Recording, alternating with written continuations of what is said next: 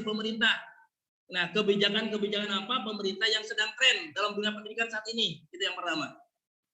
Nah, dari regulasi pemerintah, dari sekolah penggerak, guru penggerak, ada istilah bagja, tirta, segala macamnya.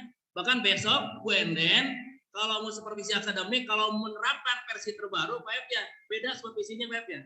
Pak Ep itu pasti tahu sebagai pihak guru penggerak. Makanya kalau mau adaptasi, itu adalah sangat beda banget regulasi pemerintah saat ini. Yang kedua, dari regulasi itu adalah ada podcast diri, aset komunitas sekolah. Nah ini yang kosakata baru nih yang saya temukan. Jadi ini yang paling lama semua peserta bicara aset komunitas sekolah. Dari mulai yang namanya kepala sekolah sama memang dianalisa apa potensinya yang bisa mengembangkan sekolah. Ini paling lama, yang paling lama kegiatan di aset komunitas sekolah, kan? Kemudian selanjutnya ada penentuan masalah rapat mutu dan DDS. Ini yang membuat saya dan Pak Jenal merucut gitu. Karena mutakin ini saya jadi baru tahu jawaban. Kenapa kemarin diakreditasi? Kita di rapat mutunya ada nilai angka 2.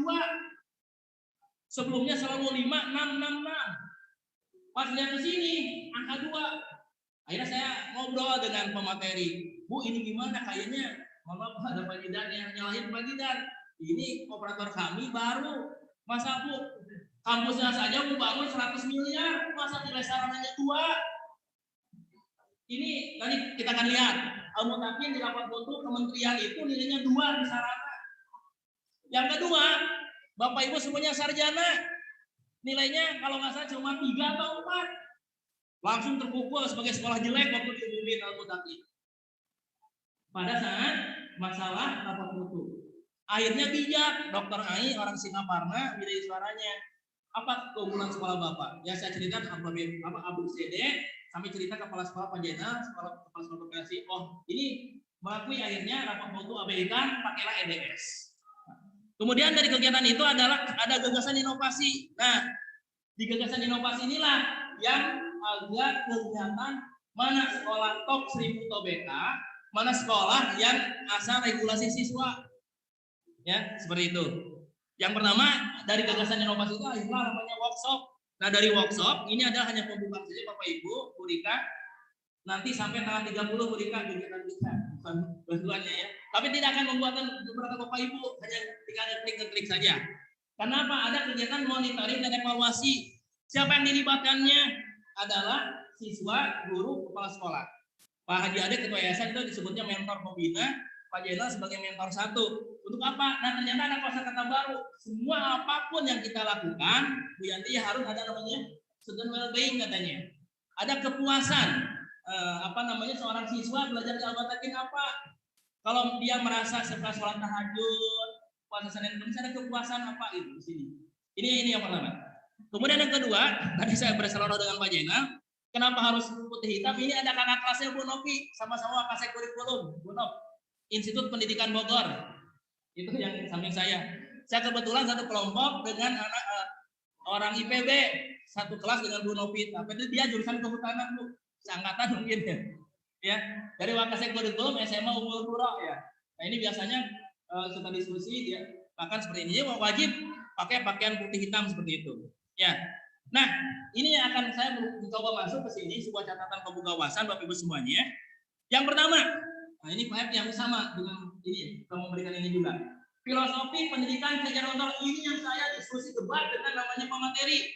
Karena ada beberapa peserta itu adalah alumni Gontor dan saya protes. Kunaon Ki Hajar Dewantara jadi presiden Indonesia kan taman siswa gagal. Kalau UMB ya Ibu Emil Universitas Taman Siswa adalah di Yogyakarta berapa kalah. Kenapa filosofi pendidikan tidak diambil dari Ahmad Dahlan ya pendiri Muhammadiyah? Kenapa tidak dari Kiai Nasi Gontor itu ya Sukri ya Sukri ya? Padahal ini perdebatan panjang. Perdebatan panjang kenapa filosofi Hajar Dewantara jadikan filosofi Indonesia. Lahirlah gugat 2 Mei sebagai Hari Pendidikan Nasional. Saya yakin kalau presidennya itu adalah ganti punya visi keislaman, mungkin filosofis Muhammadiyah akan dipakai, filosofis Gontor akan dipakai karena keberhasilannya terbukti. Nah, itu akhirnya sama si pemateri Dr. Ai, jangan diskusi politik. Nah, kita mah diskusi masalah bagaimana mengembangkan sekolah Bapak Ibu katanya. Ini yang pertama ya, itu yang jadi bahasan menarik. Yang kedua, nah ini adalah mainstream Kemendikbud saat ini. Pelajaran. Tapi yang paling menarik bagi saya adalah semuanya ini menarik, tapi yang paling menarik bukan pelajaran Pancasilanya, adalah nomor ini, Wajib TB. Nah, filosofis beriman dan bertakwa dan taat kepada pendiam. Di sini, ini lihat Bapak Ibu yang menarik dari Kemdikbud saat ini. Pendidikan paripurna Kemdikbud 1 beriman, kedua bertakwa, iman, takwa, ketiga akhlak mulia. Nah, yang paling menarik, akhlak yang ditanamkan Kemdikbud itu dalam jurusan. Maka banyak sekolah yang tertarik sekolah penggerak kayaknya. Kalau dari sisi ininya, satu ada akhlak beragama, rajin sholatnya, rajin puasanya, biru walidain, akhlak sosial ya, akhlak pribadinya, akhlak kepada manusia, akhlak kepada alam, akhlak kepada alam. Ini juga ternyata bagian akhlak yang sedang dibahasnya di dalam kurikulum sekolah penggerak, akhlak bernegara juga sama. Nah, sementara kalau lihat kepada yang namanya sekolah kita, ya, ketika ini apakah kurikulumnya sudah masuk ke sini semuanya, ataukah kita hanya fokus ke akhlak beragama, akhlak yang kaitan bernegara ada nggak? Kurikulumnya juga tidak ada ya, masalah jihad ya. Ini akhlak bernegara, akhlak kepada alam, akhlak kepada alam. Nah, ini juga jarang dikupas, jarang dibahas seperti itu. Nah, maka Al-Muttaqin memiliki nilai plus di sini dibanding standar nasional lainnya. Kemudian ini Bapak Ibu, pemahaman yang baru tentang kurikulum yang kemarin saya, sederhana sekali. Saya sering diskusi dengan Pak Asep, ya, Bu Enen. Kurikulum Al-Muttaqin apa? Integrasi desain Quran kan ya. Apa sih kurikulum itu? Di sederhana. Kurikulum adalah rute belajar yang terdiri 3 lapisan, yaitu dia ya, lapisan 1 cita. Apa yang dituju di akhir rute. Jadi kalau Al-Muttaqin anak-anak kesini apa rute yang ditujunya? Kalau Pak Jana sudah diharapkan orang tua, Al-Jannah masuk surga. Ya. Cara. Nah, sekarang tinggal bagaimana caranya. Inilah yang PR kita semuanya, ya. Cara bagaimana melalui rute tersebut. Yang ketiga adalah cakupan. Apa pelajaran sepanjang rute tersebut. Inilah sederhana definisi kurikulum yang sekarang disebut kurikulumnya nanti kurikulum Merdeka Belajar. Ya Pak Ade, fisika daya, maka saya punya koleksi buku-buku ya dia. Fisika, kimia, biologi, lebur jadi IPA di kelas 10 bagus ya. Di Bu Nunik, ekonomi, sejarah, geografi, Madian ya. Enggak ada ya di lebur jadi IPS di kelas 10. Salah satunya saya dapat dari ini. Karena pemerintah punya program sekarang jor-joran, Merdeka Belajar, sekolah penggerak dan guru penggerak. Nah, Kabupaten Tasikmalaya, asesor sekolah penggeraknya itu teman saya SMP Irwan. Dari sekian ratus diseleksi yang lolos itu hanya 7. Kemarin guru penggerak harus bertahan banting, pelatihannya 9 bulan baru disebut guru penggerak ya. Itu kata pemateri yang saya dapat, saya tahu belum konsep Irwan ya, yang guru penggerak itu. Jadi Tasik sekolah penggerak ada PAEP, yang guru penggeraknya asesornya ada dari Condong ya. Jadi Al-Muttaqin dan Condong sama-sama ada asesor guru penggeraknya. Nah, Bapak Ibu semuanya. Satu, nah ini diskusi Pak Iwan kemarin ditaruh waktu yang namanya akreditasi pembelajaran berdiferensiasi apa itu? Ini materi yang menarik ya, yang disampaikan kemarin. Jadi Bapak Ibu gini, kita kan sering diskusi dengan Bu Novita dalam masalah bintang. Ini kan punya masalahnya kesiapan belajar murid, minat murid, profil belajar murid. Di kita ada siswa inklusi. Nah ini adalah bagaimana pemerintah itu adalah sekolah harus punya konsep pembelajaran berdiferensiasi. Ya. Bagaimana konsepnya? Nah ini barangkali Bu Enden, nanti dalam supervisi ada sesuatu yang harus diinikan Mbak Novia. Harusnya di sejarah juga nggak kasih semuanya yang Bu Novia. Kita seorang guru katanya harus tahu profil belajar siswa. Satu kelas itu seperti apa. Makanya adanya yang namanya psikotes itu yang dari Pak Iwan, yang BPBK itu sangat maha penting ya. Sangat maha penting dan itu adalah dibutuhkan untuk melihat profil belajar murid. Apalagi kita ada siswa inklusi ya seperti ini. Bu Emil, nah ini salah satunya teorinya nanti ada lain waktu kita harus belajar ini bagaimana membedah pembelajaran berdiferensiasi diterapkan. Kemudian peningkatan mutu guru bagaimana? Ini Bu Lutfia ya yang kemarin akreditasi masalah kaitan mutu guru ya. Ternyata katanya, Bapak Ibu semuanya, pengkonsepsi guru penggerak, sekolah penggerak banyak orang Sunda. Sehingga di sini dalam menunjukkan bagaimana sekolah memotret kualitas guru, ada konsep coaching, klinik dulu namanya. Sekarang digentas, Wina jangan tirta. Tirta itu air yang mengalir. Ini filosofis Mr. Jan harus ditiru. Apapun masalahnya mengalir, Mr. Jan easy going gitu kan ya. Kayak air mengalir ya. Seakan tidak punya masalah. Ya. Ya. Oke. Ada tujuan utamanya dan seterusnya. Ini nanti kita bahas pada supervisi Bu Enden ya. Ini hal yang baru nanti di segmen materinya. Nah, ini ada lagi orang Sunda oge. Karena Pak Iwan orang Sunda ya Pak ya. Ini guru penggerak, sekolah penggerak itu ternyata supervisinya menggunakan model bagja. Bagja itu apa? Bahagia ya. Menggunakan inquiry apresiatif. Buat pertanyaan utama, ambil pelajaran, ganti mimpi bersama, jabarkan rencana, jabarkan Jawa Barat kan ya. Atur eksekusi. Ini maksudnya apa? Ketika kita menghadapi problem-problem meningkatkan mutu kualitas, Bu Yayu ingin KPM bagus, Bu Yayu ingin KPM bagus, mereka katanya harus bahagia ya, sejahtera ya, bahagia ya, seperti itu. Nah, oke. Yang paling menarik lagi Bapak Ibu semuanya, ini adalah sesuatu yang baru. Ketika Pak Yudi sebagai panitia PPDB, di sini ada langkah inquiry apresiatif dalam mengembangkan sekolah. Apa itu? Mengembangkan sekolah itu tidak dilihat dari sisi negatif. Ya Ibu Sarah dan kawan-kawan, Ibu Akmel, Ibu Ayi. Tidak ada sisi negatif, tapi dari sisi positifnya. Namanya katanya inquiry apresiatif. Kayak sekarang kita PPDB, ya. Jangan dilihat dari sisi negatifnya kemana siswa kita turun. Tapi apa nilai positifnya dari PPDB, program sekolah yang punya keunggulan di Al-Mutakin. Lahirlah program-program yang hebat. Namanya katanya itu adalah inquiry apresiatif. Nah, dari sanalah Bapak Ibu semuanya, tadi saya sampaikan tugas yang paling berat waktu pelatihan adalah ada asset building and community development. Analisis manajemen sekolah. Jadi kemarin saya di sini Pak Asep bagaimana mengisi acara web, Busri ya. Maka di sini harus ada kajian, modal SDM seperti apa, modal sosial, fisik, lingkungan, ada finansial, politik, agama, budaya. Ini dianalisa, baru lahirnya Bapen, Al-Mutakin sekolah harus begini, ya seperti itu. Oke, Bu Yayu, lanjut ini Bu Yayu. Dari sisi ini Bu Yayu, analisis ini modelnya muncullah kepada gagasan inovasi yang disampaikan. Awalnya dari raport mutu dan EDS. Saya melihat waktu itu tidak dilihat yang raport mutu 2020, tapi lihat 2019 ya. Kenapa?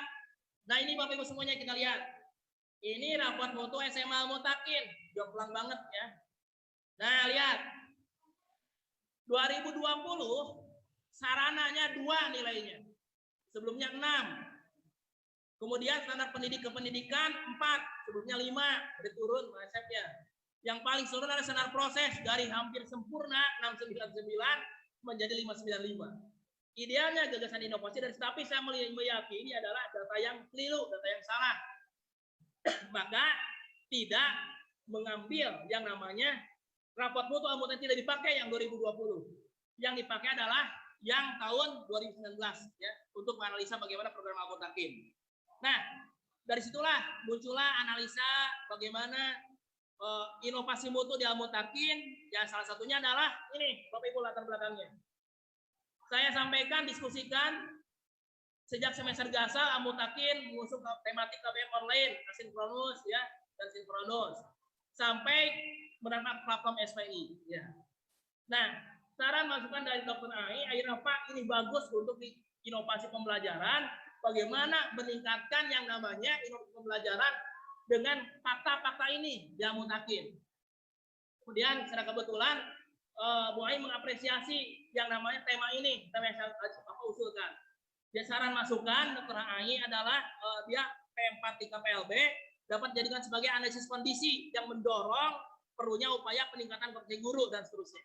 Nah, dari sinilah muncul tema workshop dari analisa kondisi pendidikan Indonesia saat ini, kuadran kondisi sekolah, Pak Yud ya, kira-kira apa Al-Mutakin menjadi sekolah bagus? Muncullah tema gagasan ini. Awalnya tidak pakai SPI, cukup private classroom. Tapi waktu itu diskusi dengan sekolah lain, misalkan ada Al-Mutajam. Al-Mutajam Pak Asep sudah menggunakan tablet semua siswanya yang kelas 10. Ya, dia smart school. Pada pesantren. Aslinya apa? Materi-materi pelajarannya ada di smart di HP mereka, di tablet mereka. Al-Mutajam Pak Den. Itu sudah begitu daftar dia langsung dapat namanya tablet pesantren smart school. Ya. Akhirnya dia kerjasama juga dengan SPI tapi dengan Jakarta. Oke, ini akhirnya saya juga inisiasi pakai SPI. Sebetulnya private classroom nanti akan kita jelaskan tidak harus SPI, ya apapun boleh, ya. Cuma namun yang kebetulan tadi jelaskan Pak Jenal adanya SPI. Nah maka di sini ada 4 variabel yang dikaji. Ada kompetensi pedagogik, profesional, private classroom, dan penggunaan SPI. Ngemutan dari Bu Nina masih ebot kompetensi pedagogik apa saja Bu Nina? Ini ya, emutnya itu pedagogik di UKG. Kita harus tahu peserta didik karakternya di Zoom. Kita ya kemudian kehilangan arah ya atau siswa secara utuh ya. Teori belajar, pembelajaran, kurikulum ini pedagogik. Berarti kira-kira dari poin ini ya apa yang bisa ditinggalkan melalui private classroom ya penilaian efisiensi belajar, cara berkomunikasi ya ini salah satunya yang diinikan. Yang kedua variabel kedua ada profesional. Profesional ini menyangkut apa saja? Menguasai materi pelajaran, menguasai SK. Nah ke depan Bapak Ibu semuanya KI itu akan hilang KIKD. Pada yang ada capaian pembelajaran. Jadi akan hilang namanya KD, kompetensi itu diganti oleh capaian pembelajaran. Ini profesional. Yang profesional private itu adalah bisa masuk kepada bertindak demi apa yang bermanfaatan teknologi informasi. Nah ini bisa masuk ya. Oke, ya. Kemudian selanjutnya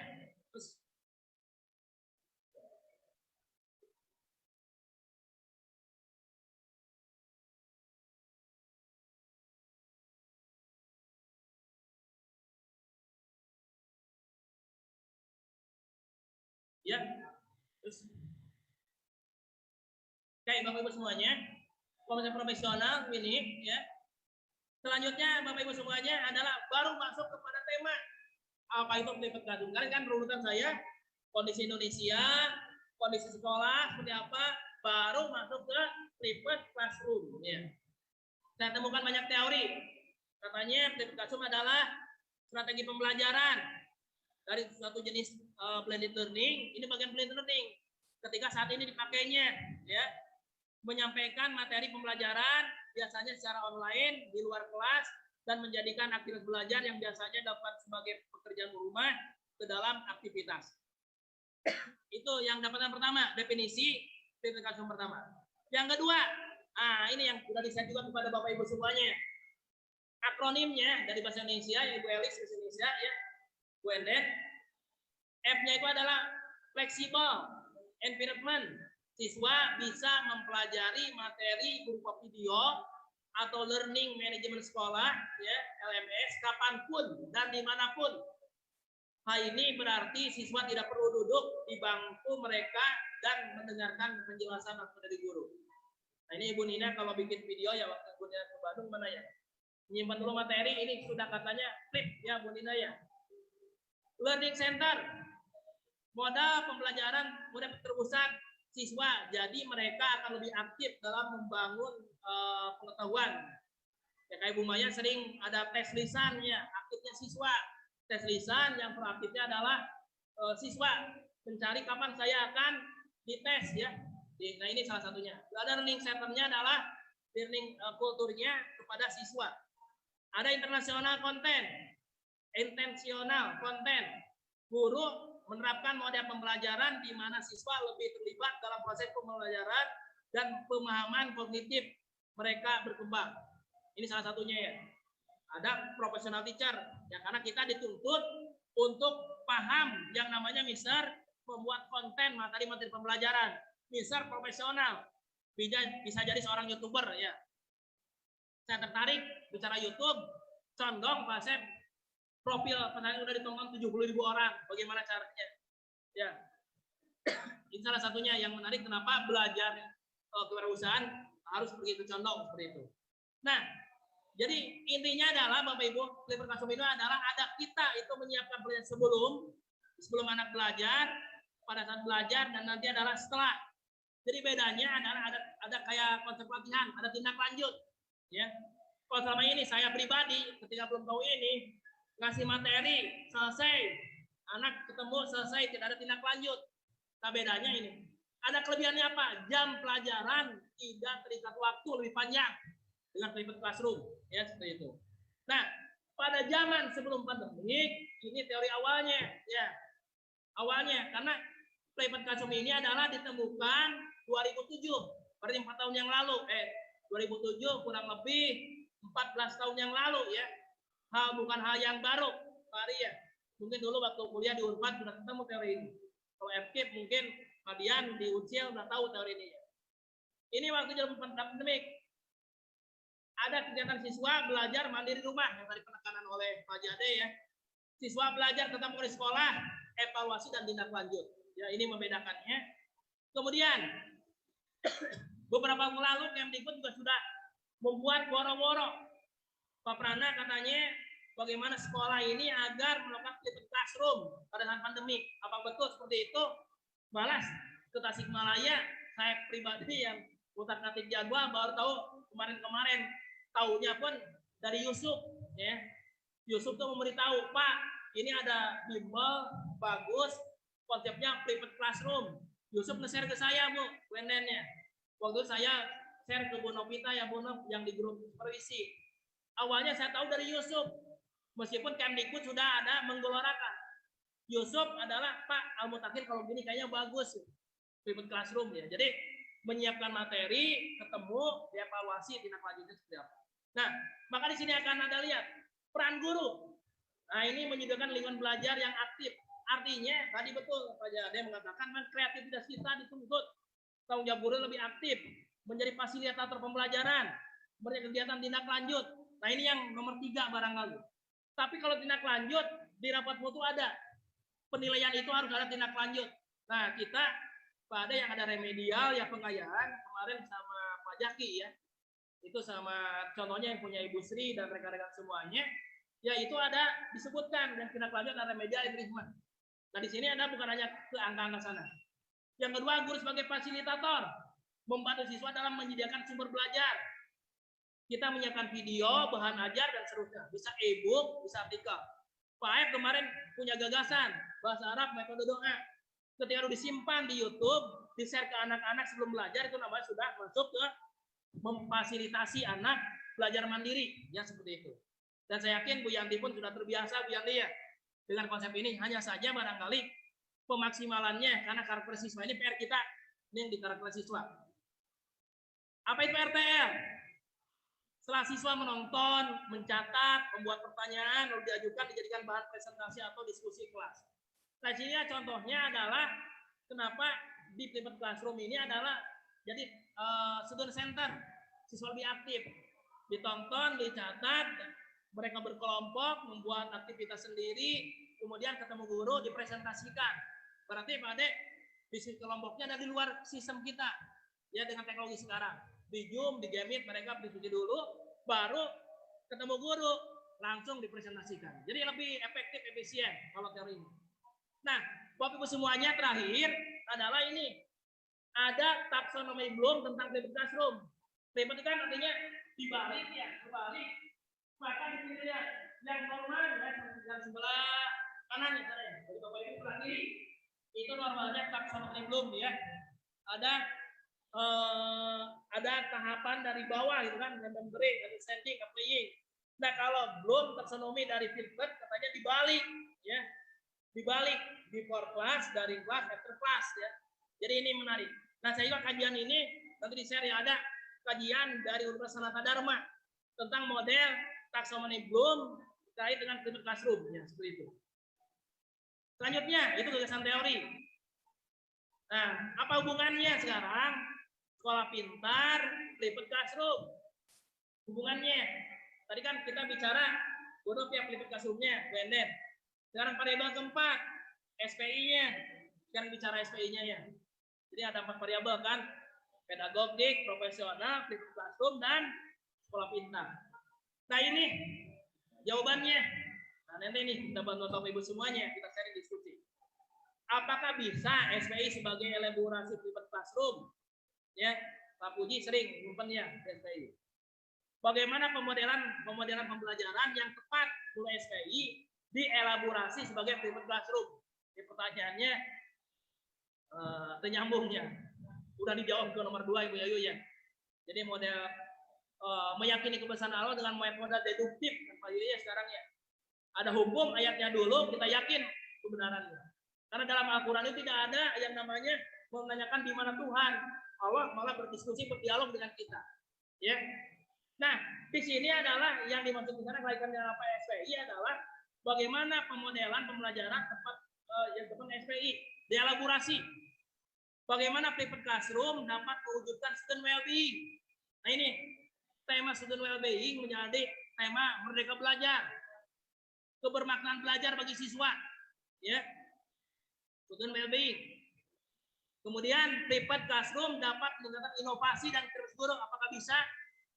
Bagaimana flipped classroom dapat memunculkan nilai berkeadilan?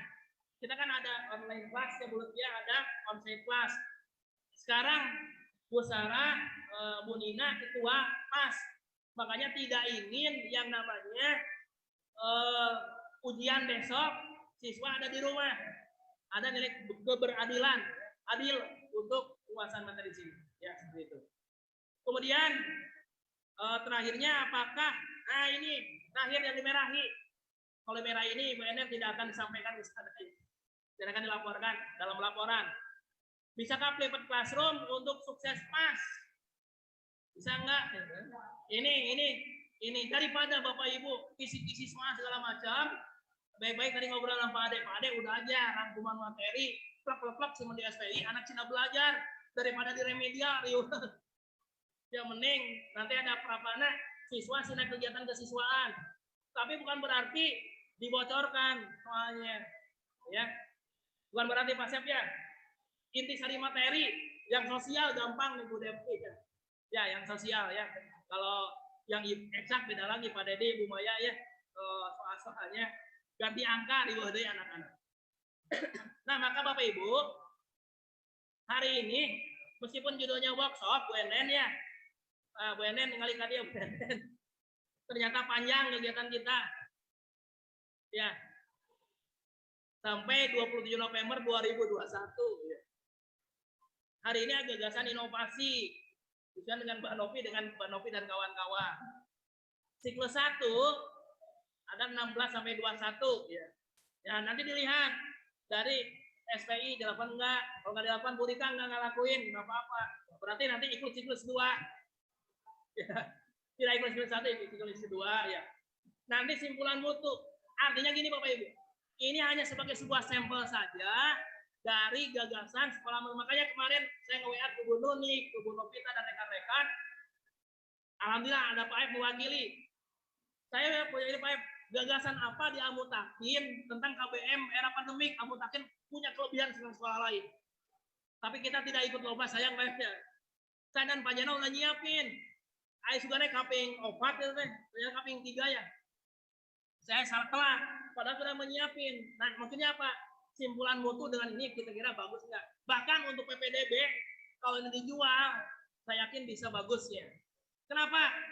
Saya melihat Pak Iwan ya, sekolah-sekolah yang gaji gurunya, kalau normatif gaji guru, Wende, tadi temannya Bu Novita, unik Bu Novita. DPLK-nya 1,2 per bulan. Ya. 1,2. Kenapa bisa? Nah, saya ingin belajar ke sana. Ada rumusnya. Ingin diskusi dengan panitia PPDB nanti. DPLK-nya saja 1,2. Pak Jaki, 1,2 per bulan bukan gaji. DPLK. Pak Jaki ngajar 20 tahun di Amutakin. Kelas berapa Pak Jaki?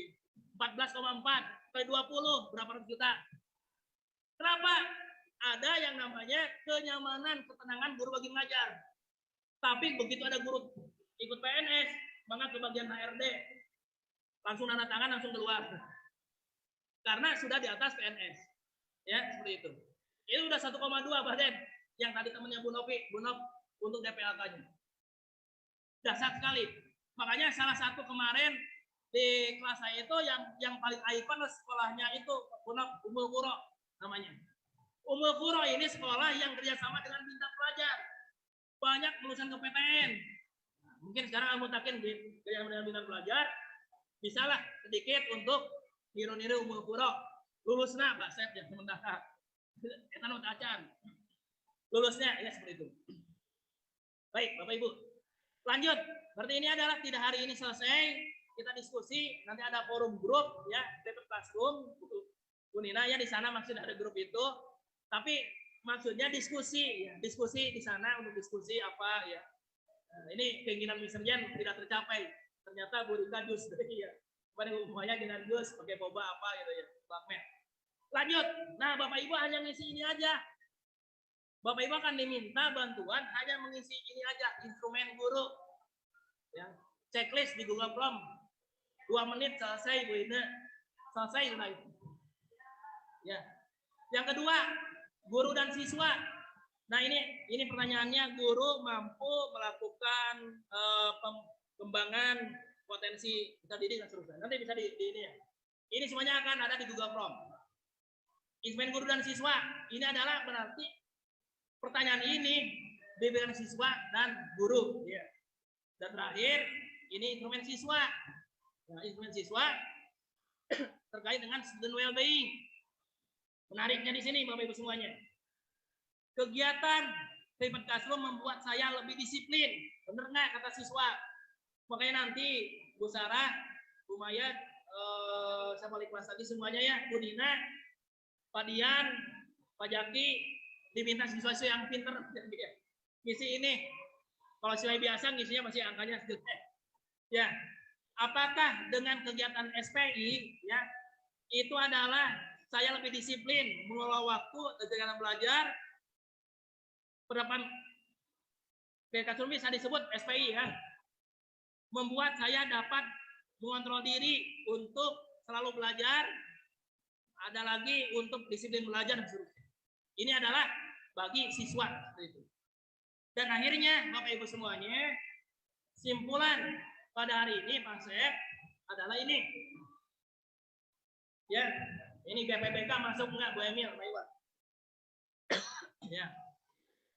Tipe sederhananya adalah teacher interaction lesson at home. Nah, jadi siswa suruh membaca, menonton video yang kita buat. Makanya ketika ada beberapa rekan guru punya YouTube, Dian YouTuber salawat sedang tren ya. YouTuber salawat sedang tren. Membaca salawat dengan siswa sedang tren. Teacher interact lesson at home gitu. Bahasanya Bu Ahmed, Bu Aiti. Yang kedua, student work in class, ada di sini adalah deeper understanding of concept. Jadi bagaimana memahami konsep. Ada student receive support as needed. Jadi ini level itu. Jadi siswa itu adalah merasa butuh apa yang harus dia kuasai materi. Makanya saya kemarin konsultasi dengan Ihsan DR, alumni kita sedang S3 di Jepang, Pak F ya. Ketika saya dapat buku IPA buat sekolah penggerak, San, ini pelajaran kimia. Bagaimana? Jawabannya Mas Nadim terleleh. Kata calon dokter kimia, guru Almutakin, mantan Almutakin ya. Pelajaran di Merdeka Belajar itu adalah banyak perubahan yang sangat dasar. Di kelas 10 tidak lagi belajar teori kimia, tapi aplikasi kimia. Kenapa? Katanya ini biar anak merasa rasa ingin tahunya kuat dan tinggi. Tadi ada radar. Ke Bu Yanti ya. Bu Yanti ada radar karena menemukan power bank dari tenaga matahari. Nah, itu STEM kayaknya Bu Yanti ya. Pendekatan STEM seperti itu. Memang pendekatan sekarang pendidikan harus seperti Bu Yanti. Nanti bahasa Indonesia kalau di tag-nya sama Bu Yanti dibaca, itu harus karya siswa itu. Jadilah buku, di akhir dia studi. Capaian tadinya apa? Indonesia buat karya, Inggris membuat karya bisa presentasi, sejarah buat karya sejarah dan seterusnya. PAI Bu Erni apa? PAI juga sama ya, seperti itu. Ya. Nah kan kalau kita tradisional ini kan, teacher instruct, student take note, siswa mencatat, kita menginstruksikan, student mengikuti apa yang kita instruksikan, kemudian guru memberikan asesmen ya, kemudian student siswa mengerjakan PR. Nah katanya dengan pivot apakah kita bisa seperti ini dalam mutakin? Ya teorinya yang mana dipakai insya Allah bisa. Itu barangkali konsep yang ingin saya sampaikan. Ini hanya sebagai pemantik saja karena kita akan diskusi sharing melalui grup. Nanti akan di-share semua Bapak Ibu guru yang hadir hari ini terkait dengan siklus 1 16 sampai 21. Jadi siklus 1 itu ada Bapak Ibu nanti mengisi angket. Dari angket itu adalah nilai Bapak Ibu berapa oleh saya harus dipresentasikan, dilaporkan Ibu Enden-nya. Kemudian Bapak Ibu nanti minta ada 2 guru untuk komen karena harus bikin video laporan dalam bentuk YouTube ya. Video laporan dalam bentuk YouTube.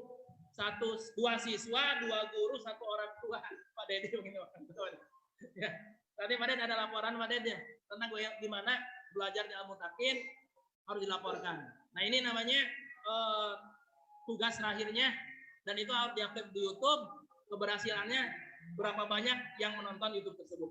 Itu barangkali yang ingin sampaikan, mudah-mudahan dalam ini hanya sebagai pemantik saja. Barangkali ada yang ingin diisikan, mangga silakan. Ini hanya pemantik kegiatan